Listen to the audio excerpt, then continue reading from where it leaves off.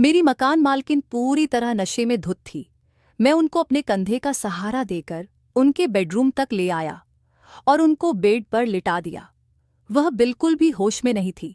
मैं उनको लिटाकर जैसे ही जाने लगा, वो मुझसे बोली, बेटा दरवाज़ा बंद करके मेरे पास आओ, मुझे तुमसे एक ज़रूरी बात करनी है। मैंने उनसे कहा, आंटी अभी आप बहुत नशे में हैं, आप थोड़ी देर आराम कर लीजिए, मैं उसके बाद आपके पास आता हूँ। इतना कहकर मैं वहां से जाने लगा। उन्होंने तुरंत मेरा हाथ पकड़ लिया और मुझे अपनी तरफ खींच लिया। वह बोली, बेटा तुम्हें तो पता ही है कि तुम्हारे अंकल कुछ सालों पहले मुझे छोड़कर चले गए थे। मैं बहुत महीनों से इस सुख के लिए तरस रही हूं और अब तुम भी मुझे छोड़कर जा रहे हो। प्लीज़ मेरी बात मान जाओ। मैंने कहा, नहीं आंटी, ये बिल्कुल गलत है और मैं ऐसा बिल्कुल भी नहीं करूंगा। उन्होंने मुझे लालच देते हुए कहा, अगर तुम मेरी बात मान जाओ तो मैं तुम्हें एक ऑफ़र देना चाहती हूँ। मैंने कहा, मैं समझा नहीं आप किस तरह की ऑफ़र की बात कर रही हो। वो बोली, अगर तुम मेरी बात मान जाओ और मेरे साथ वह कर लो तो तुम्हारी बहन की शादी के लिए जितने पैसों की ज़रूरत होगी मैं वह सब दे दूंगी। आंटी की यह बात सुनकर मैं बहुत ही खुश हो गया था। मैंने सोचा, अगर मैं आंटी का यह ऑफ़र स्वीकार कर लूँगा तो मेरी बहन की शादी के लिए मुझे पैसे भी मिल जाएंगे और साथ ही साथ मज़े भी कर लूँगा। मैंने आंटी से पूछा, क्या आप सच कह रही हो? वो बोली, हाँ बिल्कुल सच कह रही हूँ, पर मैं तुम्हें पैसे तभी दूंगी अगर तुम मुझे खुश कर पाओगे। दरअसल हुआ यह था कि आंटी के पति उन्हें कुछ साल पहले छोड़कर चले गए थे और तब से वह अपने इतने बड़े घर में अकेली ही रहती है। आंटी की एक बेटी है जो उनसे दूर अमेरिका में रहती है, तो कोई ऐसा भी नहीं था जिनके साथ वह अपना दुख दर्द बांट सके, और पति भी नहीं है जो उनकी ज़रूरतें पूरी कर सके। कुछ महीनों पहले आंटी ने मुझे अपने घर किराए पर रखा था। सच कहूं तो आंटी दिखने में बहुत सुंदर है और उन्होंने अपने फिगर को काफ़ी मेंटेन करके रखा हुआ है। 35 की होने के बावजूद भी वह 25 की लगती है। 5 महीने पहले मैं आंटी के यहाँ पहली बार किराए पर कमरा देखने आया था। दरवाज़ा उन्होंने ही खोला था और उनको देखते ही मैं तो जैसे उन्हीं में खो गया। तभी आंटी चिल्लाकर बोली, लड़के तुम्हारा ध्यान कहाँ पर है? तुमको कमरा देखना है या नहीं? मैंने कहा, हाँ आंटी प्लीज़ कमरा दिखा दीजिए। उसके बाद आंटी मुझे कमरा दिखाने के लिए ले गई। वह मेरे आगे चल रही थी और मैं उनके पीछे चल रहा था। मेरी नज़र तो बस एक ही चीज़ पर टिक गई थी। मैंने कहा, आंटी आपका कमरा तो बहुत ही बड़ा है और अच्छा भी है, मैं कल ही अपना सामान लेकर यहाँ रहने आ जाऊँगा। आंटी बोली, अगर यहाँ रहना है तो कुछ नियमों का पालन भी करना पड़ेगा। मैंने पूछा, कैसे नियम? आंटी बड़े ही मस्ती भरे मिजाज में बोली, जो अभी मैं तुम्हें अपने कमरे में बुलाऊंगी तो तुम्हें आना पड़ेगा। मैं तुमसे जो कुछ भी करने के लिए बोलूंगी तुम्हें वह सब करना पड़ेगा। मैंने कहा, ठीक है आंटी जी, मैं आपकी सारी बातें मानूंगा। पर मैं यही सोच रहा था कि अचानक से आंटी को यह क्या हो गया है? वह मुझसे इस तरह की बातें क्यों कर रही हैं? मुझे भी कोई दिक्कत नहीं थी क्योंकि वह वाकई में काफ़ी खूबसूरत थी। उन्हें देखकर मुझे भी कुछ कुछ होने लगा था। उसके अगले ही दिन मैं अपना सारा सामान लेकर शिफ्ट हो गया था।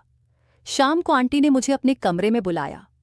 जब मैं उनके कमरे में गया तो मैंने देखा कि आंटी कोई पिक्चर देख रही थी और उनके सामने वाली टेबल पर शराब की एक बोतल रखी हुई थी। वो मुझे देखकर बोली, आओ बेटा मेरे पास आकर बैठो, और हम दोनों बातें करने लगे।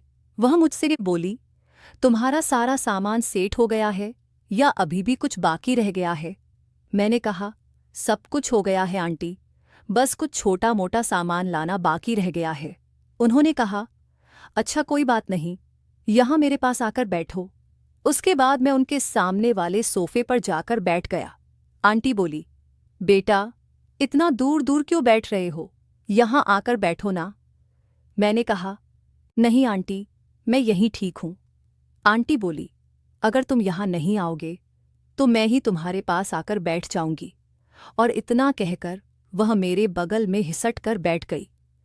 मुझे ये सब बहुत अजीब लग रहा था। मुझे समझ में नहीं आ रहा था कि आंटी के दिमाग में क्या चल रहा है। मुझे असहज महसूस करता देख आंटी बोली, क्या हुआ तुम्हें? क्या तुम्हें औरतों के पास बैठना अच्छा नहीं लगता है? मैंने कहा, वो बात नहीं है आंटी, पर आप ऐसे अचानक मेरे पास आकर बैठ जाएंगी, ये मैंने कभी सोचा नहीं था। आंटी बोली, कोई बात नहीं।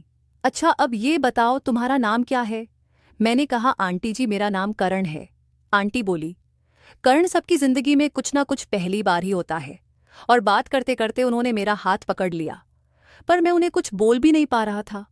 आंटी बोली, करण तुम तो जानते ही हो ना कि मेरे पति मुझे 1 साल पहले ही छोड़कर चले गए थे और तब से मैं बिल्कुल अकेली हो चुकी हूं। मैंने पूछा, आंटी अंकल आपको छोड़कर क्यों चले गए थे? आंटी बोली, जब मेरी बेटी पैदा हुई थी तब डॉक्टर ने मुझसे कहा था कि अब मैं दोबारा कभी मां नहीं बना पाऊंगी। और यह बात सुनकर मेरे पति बहुत उदास हो गए थे, क्योंकि उनको हमेशा से एक बेटा चाहिए था। कुछ महीने बीतने के बाद उन्होंने मुझसे कहा कि क्योंकि मैं उन्हें कोई वारिस नहीं दे सकती, इसीलिए वह मुझे छोड़कर दूसरी शादी करने जा रहे हैं। मैंने उन्हें बहुत समझाया था कि आज के ज़माने में बेटा या बेटी में कोई फर्क नहीं होता है। जो काम एक बेटा कर सकता है वह बेटी भी कर सकती है। हमारी बेटी भी हमें वह सारे सुख दे सकती है जो एक बेटा दे सकता था। लेकिन उन्होंने मेरी कोई बात नहीं मानी और हम दोनों को छोड़कर चले गए थे। मैंने उनकी बेटी के बारे में कभी नहीं सुना था। मैंने उनसे पूछा, आंटी आप तो अपने घर में अकेली ही रहती हो, आपकी बेटी कहाँ है? आंटी बोली, वो पढ़ाई करने के लिए अमेरिका गई हुई है। कुछ देर ऐसे ही बातें करने के बाद मैं वहां से चला आया, क्योंकि मुझे सुबह ऑफिस भी जाना था। एक दिन जब शाम को मैं अपने ऑफिस से वापस आया तो मुझे आंटी के कमरे से कुछ आवाज़ें आती सुनाई दी। आवाज़ों से ऐसा लग रहा था जैसे कोई आंटी के साथ वह सब कर रहा है। पहले तो मुझे लगा कि हो सकता है कि आंटी कोई काम कर रही हो, और यही सोचकर मैं अपने कमरे में चला गया। थोड़ी देर बाद जब मैं वापस आया तो मैंने सुना कि वह आवाज़ें अभी भी आ रही हैं।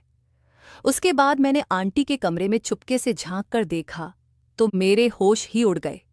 आंटी एक बड़ा सा बैंगन लेकर, मुझे तो अपनी आंखों पर यकीन ही नहीं हो रहा था, पर फिर भी मैं थोड़ी देर वहीं पर खड़ा होकर वो शो देखने लग गया। मैं भी उस खूबसूरत नज़ारे के मज़े लेने लग गया। तभी आंटी अपना काम खत्म करके बाहर आने लग गई। उनको बाहर आता देख मैं तुरंत वहां से भाग गया। मैं सोचने लगा था कि आंटी तो इस उम्र में भी बहुत मेहनती है। जब से मैंने उनको बैंगन का इस्तेमाल करके देखा था, तब से मेरे मन में उनके लिए इज्जत और भी ज्यादा बढ़ गई थी। एक शाम की बात है कि मैं बाजार जा रहा था। तभी आंटी मेरे कमरे में आ गई और बोली, बेटा बाजार जा रहे हो? मैंने कहा, जी आंटी कुछ सब्जियां खरीदने के लिए जा रहा हूं। आंटी बोली, बेटा मेरे लिए भी 1 किलो बैंगन ले आना। मैंने कहा, ठीक है ले आऊंगा आंटी, और इतना कहकर मैं बाजार चला गया। जब मैं वापस आया तो आंटी ने मुझे चाय पीने के लिए अपने कमरे पर बुलाया। मैं वहीं बैठकर चाय पीने लगा। तभी मेरे पापा का फोन आ गया। उनसे बात करने के बाद मैं थोड़ी टेंशन में आ गया था।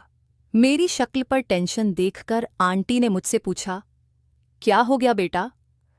पापा से बात करने के बाद तुम थोड़ा सा उदास लगने लगे हो। मैंने उनसे कहा, कुछ नहीं आंटी, बहन की शादी सिर पर आ गई है, पर अभी तक उसके लिए दहेज की व्यवस्था नहीं हो पाई है। लड़के वालों ने दहेज में Rs 25 लाख मांगे हैं, पर अभी तक हमने Rs 20 लाख ही जुटा पाए हैं।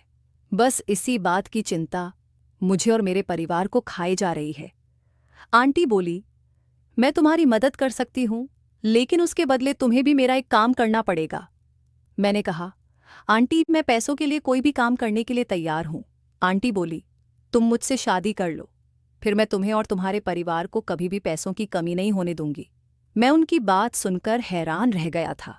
मैंने कहा, आप ये क्या बोल रही हो आंटी, मैं आपसे शादी कैसे कर सकता हूँ? आंटी ने कहा, सोच लो, मैं अभी के अभी तुम्हारे हाथ पर 25-25 लाख रुपये रखने के लिए तैयार हूँ। मुझे पैसों की इतनी ज्यादा जरूरत थी कि मैंने उनके काम के लिए हामी भर दी। फिर आंटी बोली, लेकिन एक शर्त यह भी है कि तुम अपनी बहन की शादी में नहीं जाओगे, तुम हमेशा मेरे पास ही रहोगे। मैंने कहा, ऐसा नहीं हो सकता है आंटी, अगर मैं अपनी बहन की शादी में नहीं जाऊंगा तो उसकी शादी की कोई व्यवस्था नहीं हो पाएगी। मेरे पिता बहुत ही ज्यादा बूढ़े हैं, वह इतना काम नहीं कर पाएंगे। मेरी माँ भी बहुत बीमार रहती हैं, मुझे अपनी बहन को भी संभालना होगा। पर आंटी मेरी बात नहीं मानी। वो बोली, नहीं, तुम अपने घर वापस नहीं जाओगे। मैं पैसे तुम्हें सिर्फ इसी शर्त पर दूंगी कि तुम अपने घर वापस नहीं जाओगे। मैंने आंटी के सामने हार मान ली और उनकी शर्त मंजूर कर ली। मैंने उनसे RS 25 लाख लेकर अपने गांव भेज दिए और उनसे शादी कर ली। मैंने अपने मम्मी पापा से झूठ बोल दिया था कि मैंने अपने ऑफिस के बॉस से पैसे लेकर भेजे हैं और जब तक मैं उनके सारे पैसे चुका नहीं देता वह मुझे एक दिन की भी छुट्टी नहीं देंगे। इसीलिए मैं जब तक उनके सारे पैसे चुका नहीं देता तब तक मैं गांव नहीं आ पाऊंगा।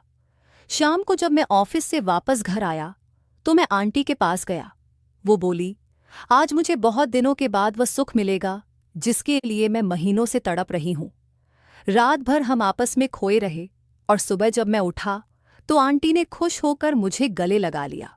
वो बोली, अरे कल रात मुझे इतना मजा आया है जितना मुझे अपनी पूरी जिंदगी में कभी नहीं आया। मैं बहुत खुश हूं जो तुमने मेरी सारी बात मानकर मेरा अकेलापन दूर कर दिया। मैं उनके साथ फंस चुका था क्योंकि मुझे अपनी बहन के लिए पैसों की जरूरत थी। मैं इस रिश्ते से बिल्कुल भी खुश नहीं था, पर मैं और कर भी क्या सकता था। अगर मैं यह कदम नहीं उठाता तो मेरी बहन की शादी टूट जाती और उसकी जिंदगी बर्बाद हो जाती। कमेंट करके ज़रूर बताइएगा कि आपको यह कहानी कैसी लगी। अगर आपको यह कहानी पसंद आई हो तो इसे लाइक करें और अपने दोस्तों के साथ भी शेयर करें। आगे भी ऐसी रोमांचक कहानियों के प्लीज़ हमारे चैनल को सब्सक्राइब करें और बेल आइकन दबाना ना भूलें। अपना और अपने परिवार का ध्यान रखना। Thank you.